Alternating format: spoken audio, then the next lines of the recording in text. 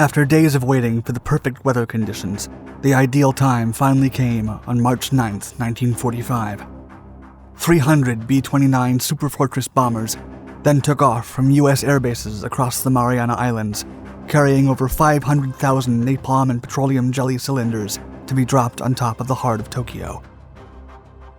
For the last 5 months, the 20th Air Force had been using American B-29 bombers to carry out precision strikes on several military targets in Japan, but the results were deemed fruitless. Eager to force Japan into surrendering, the U.S. decided to switch from precision strikes to area strikes in the hopes that they would be as successful as the ones in Hamburg and Dresden.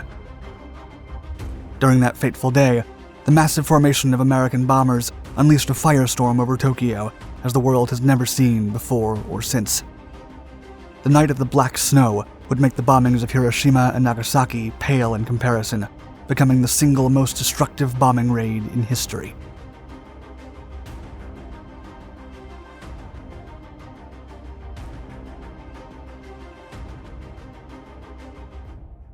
Out of reach.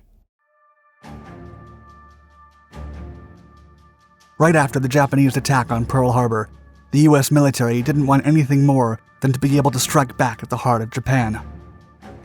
Unfortunately, its naval power had been seriously crippled by the surprise assault, and its remaining forces couldn't conduct a sustainable incursion into the empire's main island. Aircraft availability was also a significant limitation, as the U.S. had no bomber capable of reaching the Japanese archipelago from its Central Pacific bases. Still, the need to show the world that Japan was not invulnerable to the American military led the U.S. to conduct a highly ineffective raid on Tokyo in 1942.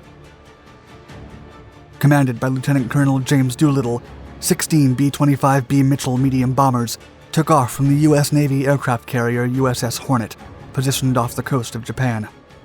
The attack was a huge morale boost for the weary U.S. sailors and Marines. However, it proved to be a massive waste of resources, failing to inflict any significant damage to the Japanese military. With few options left, American forces in the Pacific were forced to island hop for years in the hopes of one day getting close enough to finally launch a large air raid on the Japanese main island. Eventually, two pivotal events shed light on the possibility of carrying out this feat. The first milestone was the deployment of the mighty B-29 Superfortress long-range bomber, with an astonishing 5,592-mile range that towered over the B-29B's 1,300-mile reach.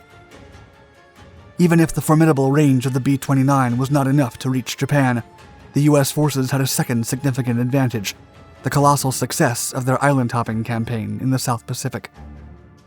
Despite the Japanese forces' fierce resistance, the American troops continued to push back the enemy, drawing closer to Japan with every landing. Soon, the American High Command realized that if they could capture the Mariana Islands and set up an airbase in the region, Tokyo would fall well within the range of the Superfortress raiding capabilities. It would take several months, but after some of the most dramatic fighting in the Pacific theater, the U.S. finally seized the islands, allowing the first B-29 to arrive on site by October 12, 1944. Under pressure. In November of 1944, the U.S. began launching air raids from the islands of Saipan and Tinian. General Haywood S. Hansel oversaw the assaults as leader of the 21st Bomber Command. By this time, U.S. leadership was becoming increasingly frustrated with Japan's reluctance to negotiate or surrender. American forces had consistently achieved one victory after another against Japan, and they showed no sign of decreasing morale or willingness to concede. If the Empire continued to fight to the last man, as their propaganda indicated, the cost to American lives would be unmeasurable. The U.S. needed to force Japan to concede as soon as possible. The first of Hansel's raids began on November 24th, with an attack on an engine factory on the city's outskirts. Still, the results were insignificant in comparison to the considerable number of resources needed to deploy such an assault. Several precision strike raids would be carried out over Tokyo and other Japanese cities. Still, lousy weather and B-29 malfunctions would render every single sortie a failure. On average, there were only 7 days of clear skies each month, and an intense gust of wind made it challenging to aim bombs from high altitudes. General Henry H. Arnold, the commander of the 20th Air Force, was livid with the lackluster results and immediately relieved Hansel of his post, giving authority over the 21st Bomber Command to Major General Curtis LeMay. The general immediately began considering the possibility of switching from a precision strike to an area strike SAAF doctrine, but it was a controversial deviation from traditional American military tactics. Even years before the war, the USAAF doctrine prioritized precision bombing of key industrial facilities over area bombing of cities. On the other hand, Britain was more familiar with area strike tactics, as it had successfully scorched cities such as Hamburg and Dresden into submission by causing massive firestorms. After learning that bombing trials conducted on the Japanese village set piece located at the Dugway Proving Ground in the US had proved the effectiveness of incendiary bombs against wood and paper structures, LeMay made up his mind and shifted to area strike raids over Japan. Testing the flames. Japan's city layout was unique, as most industrial facilities were not placed in independent city sectors, but were integrated into residential areas. The belief was that if a firestorm was created in the large residential areas of Tokyo, the flames would destroy the military-industrial zones as well. The American strategists estimated that incendiary bomb attacks on Japan's 6 largest towns could cause physical damage to almost 40% of the nation's industrial facilities and result in the loss of 7.6 million man-months of labor, a monumental blow to Japan's already weakened war efforts. A series of trials were conducted to best configure the incendiary payloads. The results demonstrated that M69 incendiaries were especially effective at starting uncontrollable fires. Massive stock of incendiary bombs was then built in the Mariana Islands to prepare for the attack, and each B-29 bomber was modified to carry 4 tons of explosive material. Several initial raids were conducted to test the effectiveness of firebombing against Japanese cities. The tests had mixed results, with some resulting in significant fires and others having little impact.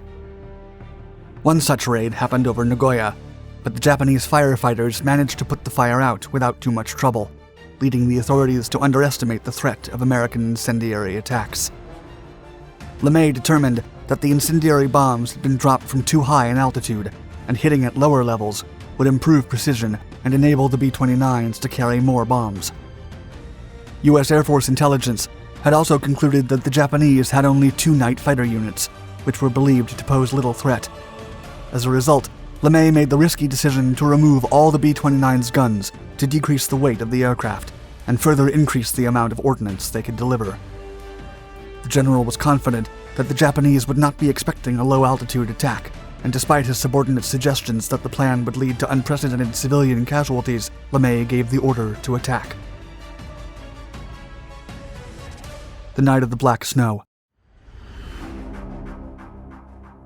On March 8th, LeMay issued orders for a major firebombing attack on Tokyo the following night, which would target a quadrangular area on the city's northeastern side. These wards formed part of the Shitamachi district of Tokyo, mainly populated by working-class people. The directive given to the B-29 crews was that the primary purpose of the attack was to destroy the many factories within the target area, but also cause significant civilian casualties as a means of disrupting production at major industrial facilities. LeMay wanted to personally lead the attack, but he was prohibited from doing so, as he had recently been briefed on the existence of the atomic bombs, and his capture was a risk the U.S. could not take. Thus, the strike was led by the 314th Bombardment Wing's commanding officer, Brigadier General Thomas S. Power. The loaded bombers began taking off after 5 p.m., and it took almost 3 hours for the 300 B-29s to make it off the airbase. The first strike warplane arrived over Tokyo shortly before midnight on March 9th. As the aircraft entered Japanese airspace, they were continually spotted by Japanese lookouts. Still, they were disregarded as part of a flight drill. By the time the Japanese authorities confirmed the attack, the bombers were already over Tokyo. The American warplanes began unleashing their incendiary payloads at 12:08 p.m., with the first bombers drawing an X pattern on the target location, so other bombers could fill the spaces left until a rectangle of fire was achieved. The weather was clear, except for the strong winds that quickly carried the flames from one wooden building to the next. The city's anti-air systems provided some protection at first, destroying over a dozen bombers, but as the fires spread, the crews of the anti-aircraft guns had to run for their lives. On the ground. Extensive fires rapidly expanded across northeastern Tokyo. In less than 30 minutes, fires combined into a massive firestorm beyond the fire department's control, and the Japanese authorities stopped trying to fight the fire and concentrated on evacuating civilians.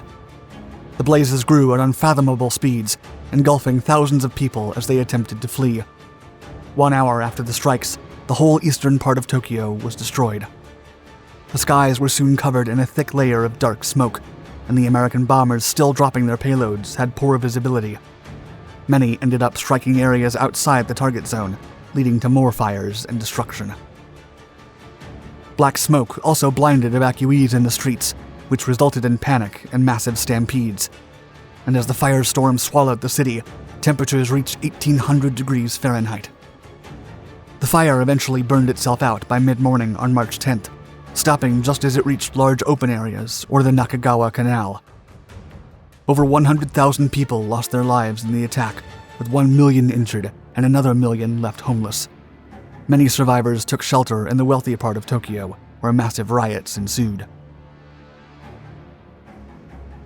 Aftermath.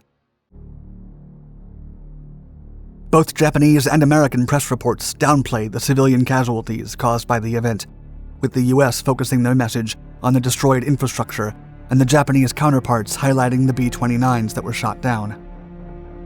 Despite the catastrophic consequences and the number of civilian casualties, the attack was not given much afterthought by the American leaders.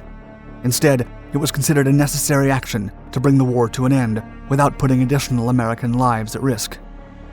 Still, the Japanese government would not concede, but it was forced to redirect the few aircraft squadrons it had left for attacks on US bases to defend Tokyo in case a new strike took place. LeMay considered the bombing a significant success that technically obliterated Japan's ability to defend itself. Nevertheless, Japan would refuse to surrender for 5 additional months, until the atomic bombings of Hiroshima and Nagasaki sealed the country's fate. Many activists around the world, especially in Japan, continue to call for the bombing of Tokyo to be considered a war crime, and for the United States to officially apologize for the atrocity committed. But to this day, the government has made no efforts to accommodate such petitions. Thank you for watching our video. Do you think the US should be held accountable for the firebombing of Tokyo?